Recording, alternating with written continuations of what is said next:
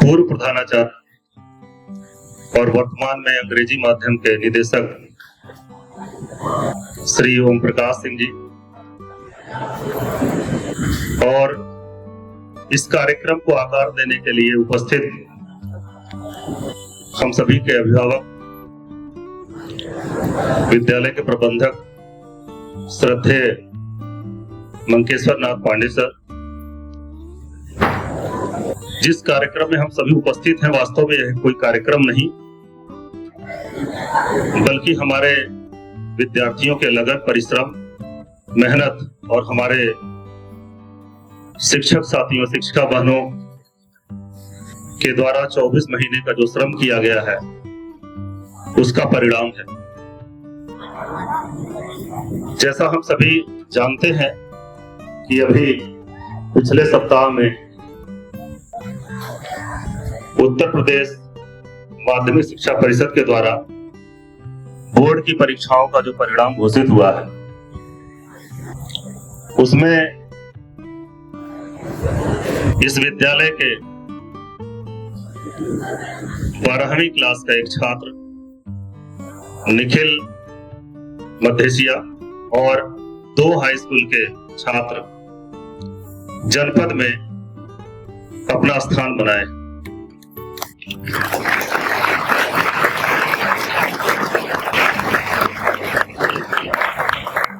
उससे पूरा विद्यालय परिवार आह्लादित तो है ही है, लेकिन अभी हमारे संचालक महोदय हमसे काफी सीनियर हैं, श्री संजय श्रीवास्तव सर, एक बच्चे का नाम लेते हैं पुनीत त्रिपाठी का, जो हमसे वास्तव में 1 साल सीनियर थे इसी विद्यालय में और उत्तर प्रदेश में उनका पहला स्थान था। अब आप सोच लीजिए कि आज की आबादी पूरे उत्तर प्रदेश की तो लगभग 24-25 लाख के आसपास है। उस समय थोड़ी कम रही होगी, करोड़, लगभग 25 करोड़ के आसपास। तो आप ये समझ लीजिए, लाख तो वास्तव में 65 लाख के आसपास परीक्षार्थी होते हैं हर साल, प्राइवेट और रेगुलर को मिला दें तो। और उसमें पूरे प्रदेश में एमजी इंटर कॉलेज का छात्र अगर प्रथम स्थान पाता है तो उस समय वास्तव में नंबर देने की जो प्रक्रिया थी, चलन था, वो अलग था।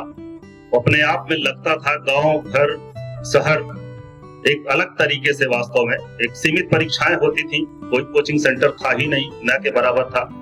एक स्कूल ही हुआ करता था, पब्लिक स्कूल न के बराबर थे। गोरखपुर में सेंट पॉल और लिटिल फ्लावर के अलावा शायद ही कोई ऐसा विद्यालय रहा हो, अमीर परिवार के बच्चे वहां पढ़ते थे।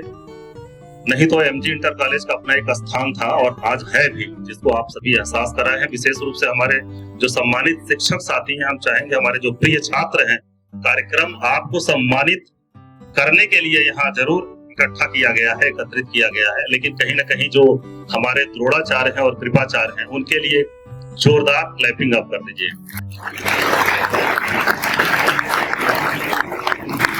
और आपकी भी संख्या वास्तव में अगर आप कभी जाकर के अपने गूगल पे या कहीं पर भी सर्च करें तो देखें, देश प्रदेश की जनसंख्या जो भी हो, लेकिन हमारा विद्यालय जो 1909 में स्थापित हुआ, वो निरंतर प्रगति के पथ पर है। आप सभी का साथ और गुरुओं का आशीर्वाद ऐसे मिलेगा तो हमारे बच्चे निसंदेह एक नया कीर्तिमान स्थापित करेंगे। और हमारे जो माननीय प्रबंधक महोदय हैं, उनका स्नेह आशीर्वाद आप देखते ही होंगे। निरंतर एक कमरों में जाकर के जब भी सब देखते हैं कि अभिभावक आए हुए हैं, बच्चे हैं, एडमिशन चल रहा है, तो वहां जाकर के वो एक तरीके से ब्रीफ करते हैं, फॉलोअप करते हैं कि किसी बच्चे को कोई कठिनाई हो तो निरंतर उनकी निगरानी में पूरा विद्यालय परिवार रहता है। कहीं कोई कठिनाई है, सर को बताइए, चाहे विद्यालय के भौतिक संसाधनों से संबंधित हो या कहीं आपके शिक्षण कार्य से संबंधित हो, व्यवस्थाएं तुरंत हो जाती है। संख्या इतनी ज्यादा नहीं थी। अंग्रेजों ने कहा कि सिर्फ एक विद्यालय से काम चल जाएगा, हम बाबू पैदा कर लेंगे, बेटे पैदा कर लेंगे, क्लर्क पैदा कर लेंगे। तब राय बहादुर राम गरीबलाल जी ने कहा कि आपको अपने शासन को चलाने के लिए क्लर्क की आवश्यकता होगी, मगर गोरखपुर के बाकी बच्चे देश के एक सुयोग्य नागरिक बने, इसके लिए महात्मा गांधी इंटरमीडिएट कॉलेज की स्थापना 1909 में राय बहादुर राम गरीबलाल जी ने की। ये बात मैं आपको इसलिए बता रहा हूं कि चाहे आप हिंदी माध्यम के छात्र हो, अंग्रेजी माध्यम के छात्र हो, इस परिसर में जो दूसरा पार्क है वहां पे राय बहादुर राम गरीबलाल जी के मूर्ति लगी हुई है और उनका जीवन परिचय, उनकी जीवन यात्रा वहां लिखी हुई है, आपको जानना चाहिए। अब जो मुख्य बात पे हम आते हैं कि आज विद्यालय अपने उन छात्रों का सम्मान कर रहा है जिन्होंने अपनी क्षमता, अपनी लगन, अपना संकल्प, अपनी मेहनत और शिक्षकों के द्वारा दिए गए ज्ञान को तैयार करके उत्तर पुस्तिका में इस तरह उकेरा लिखा कि उन्होंने अपना तो मान बढ़ाया ही, अपने माता पिता का मान बढ़ाया ही, परंतु जो सबसे ज्यादा मान आपने बढ़ाया वह अपने विद्यालय का बनाया। आज सुबह कितने लोगों ने अखबार पढ़ा है, मेरा हाथ उठाए। दैनिक जागरण कुछ लोगों ने देखा, एक भी छात्र नहीं। आप समाज के बारे में क्या जानोगे? आज हम लोग हाई स्कूल और इंटर के टॉपर जो थे अपने विद्यालय के, उनका सम्मान कर रहे हैं। ये सिर्फ प्रदेश की बात है। आपके महात्मा गांधी इंटरमीडिएट कॉलेज के सूरज यादव और अरुण यादव, सूरज यादव अंडर 17 17 वर्ष के अंदर और अरुण यादव अंडर 19 वर्ष के अंदर 100 फुट गोला फेंकने का जो गेम होता है, खेल होता है, उसमें राष्ट्रीय प्रतियोगिता में पूरे भारतवर्ष में पहला स्थान प्राप्त किया हुआ है। मैंने तो बेटा मुझे से पूछा कि वो बच्चे आ गए हैं, तो उन्होंने कहा कि सर अभी प्रतियोगिता में सफलता प्राप्त करने के बाद रास्ते में है, शाम तक या कल पहुंचेगा। यह है महात्मा गांधी इंटरमीडिएट कॉलेज। हम अभी यूपी में मेरिट में आने की बात कर रहे हैं, लेकिन आपके दो भाई राष्ट्रीय शॉर्टपुट प्रतियोगिता जो ओपन है, स्कूली प्रतियोगिता नहीं है, उम्र की प्रतियोगिता है कि जिस उम्र में उसमें पूरे देश में पहला स्थान अपने अपने वर्ग में प्राप्त किया। और एक बालक निखिल यादव ने अंडर 20 में कांस्य पदक 3rd स्थान प्राप्त किया है 1500 मीटर रेस में दौड़। ये बच्चों की सफलता हमसे क्या मांग रही है? प्रबंधक से, प्राचार्य से क्या मांग रही है? ये बता रही है कि पौध खड़ी हो रही है, तैयार हो रही है। हमें अपने खेल के मैदान को राष्ट्रीय स्तर के एथलेटिक्स ट्रैक्स को यहां बनाना होगा। हमें यहाँ पर उन बच्चों के लिए बेहतर कोच की व्यवस्था करनी होगी, ताकि यह सिर्फ सूरज यादव, अरुण यादव और निखिल यादव तक ये कथा न रुके, ये कथा इसके आगे भी जाए।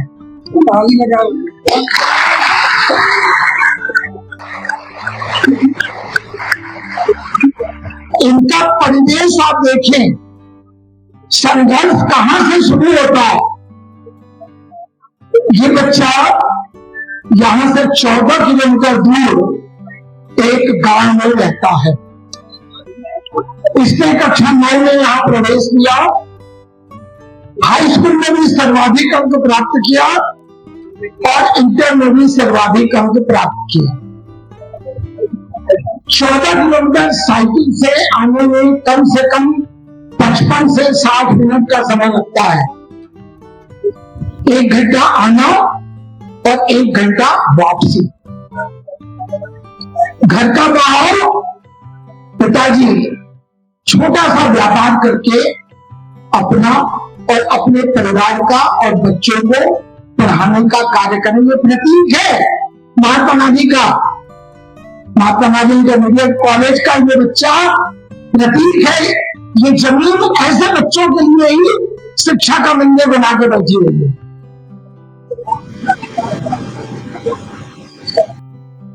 हमें बिरला, अंबानी और टाटा के बच्चों की आवश्यकता नहीं है, क्योंकि उनके पास संघर्ष करने के लिए कुछ है ही नहीं। उन्हें पता है कि हम कुछ भी नहीं करेंगे तो भी 22 साल की उम्र में मेरे ग्रुप में एक नई कंपनी बना दी जाएगी जिसका मैनेजिंग डायरेक्टर टाटा, बिरला, अंबानी के बेटे बन जाएंगे। लेकिन निखिल मध्य के पास कोई विकल्प नहीं। निखिल ने IIT में बगैर किसी कोचिंग के इंटरमीडिएट करते हुए 99.6 परसेंटाइल प्राप्त किया। 1-3 इसके लिए ताली बजाओ। इंटरमीडिएट में इसने नंबर लाए वो अलग बात, लेकिन बगैर किसी कोचिंग के विद्यालय के शिक्षकों की शिक्षा से ये मैं बता रहा हूं कि स्कूल की पढ़ाई की ताकत कितनी होती है। जो आप बच्चे भ्रमित है, आपके माँ बाप भ्रमित है, नॉन स्कूलिंग के लिए आते हैं कि सर नॉन स्कूलिंग में एडमिशन कराना, आप बहुत बड़ी गलती कर रहे हो, बहुत बड़ी गलती कर रहे हो। अपने जीवन के साथ आप अपराध कर रहे हो। आपको पहले फोकस विद्यालय के इंटरमीडिएट तक की पढ़ाई के लिए होना चाहिए। अब अगर निखिल को IIT एडवांस में नहीं सफलता मिली तब भी इसे किसी न किसी इंजीनियरिंग कॉलेज में प्रवेश मिलेगा। ये मैं निखिल से कहूंगा कि अगर एडवांस में सफलता बेहतर न मिले तो पूरा एक वर्ष या तैयारी करे और IIT की परीक्षा अगले वर्ष दे। और मुझे विश्वास है कि पूरा का पूरा मुझे कॉन्फिडेंस है कि निखिल IIT में अपना सिलेक्शन कराएंगे। और आज मैं मंच से विद्यालय के प्रबंधक के नाते कह रहा हूं कि अगर इस बच्चे ने अपनी तैयारी के लिए कोई और संस्थान इसे ज्वाइन करना है तो यह विद्यालय के प्राचार्य से संपर्क करके मुझे अवगत कराएंगे। उस कोचिंग की फीस निखिल को पूरे 1 वर्ष की विद्यालय देगा।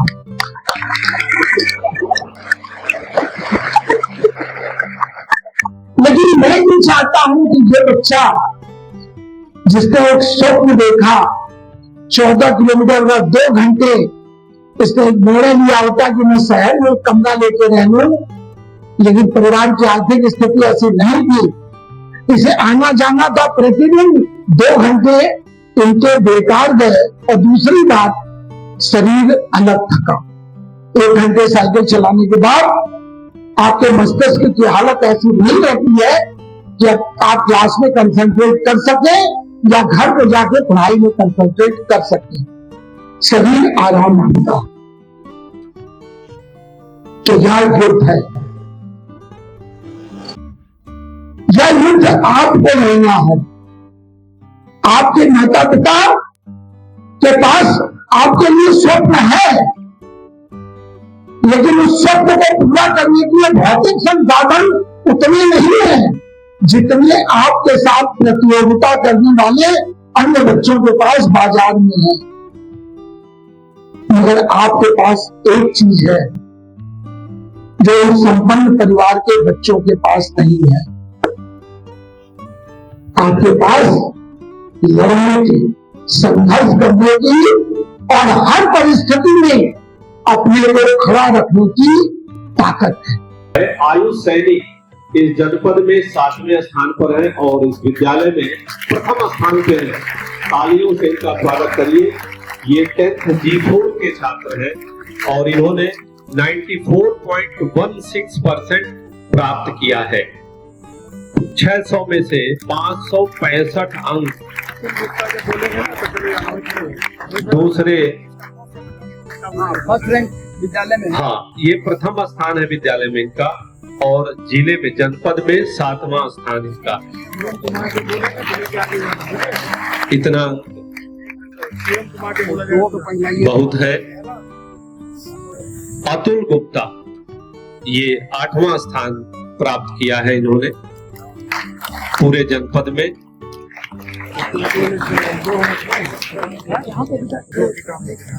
अतुल गुप्ता आ जाएं।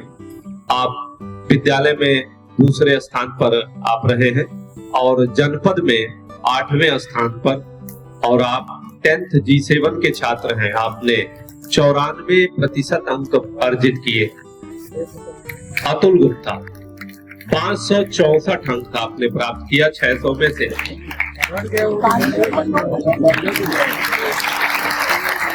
तीसरे स्थान पर है शिवम कुमार।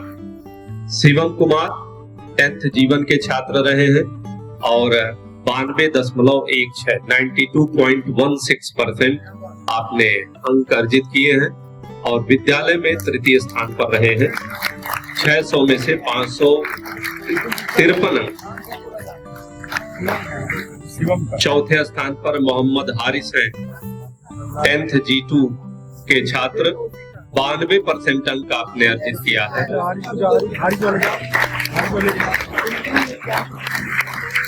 मोहम्मद हारिस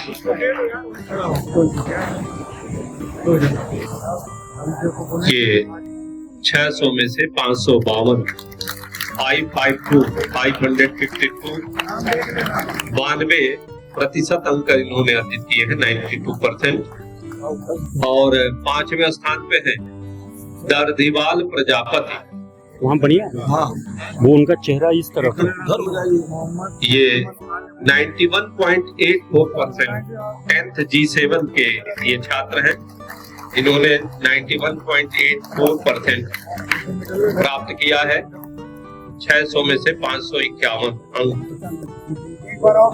छठे स्थान पर 6th पोजीशन पे है मोहम्मद अल्तमस खान 91.33। ये सभी छात्र 90, 92, 93 के आसपास हैं। थोड़ा और अगर समय, परिस्थितियां और इनका परिश्रम साथ मिला होता तो ये 95 तक चले जाते, यह पूरा विश्वास है। 7वें नंबर पर युग गुप्ता 91.16 10th G2 के छात्र हैं। ये 600 में से 547 मार्क्स ऑब्टेन किया है। 8वें नंबर पे अनुराग चौरसिया 10th G4 के 91% 91% आपका अंक है।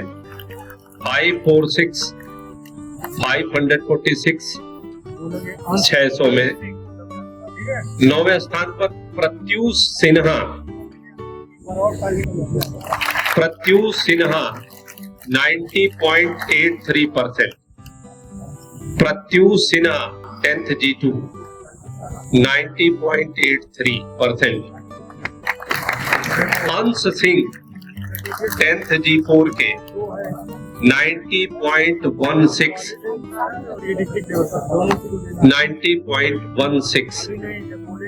10th के ये थे मेधावी छात्र रहे हैं। अब बारी है इंटरमीडिएट जी। अंश सिंह इंटरमीडिएट चलेगा।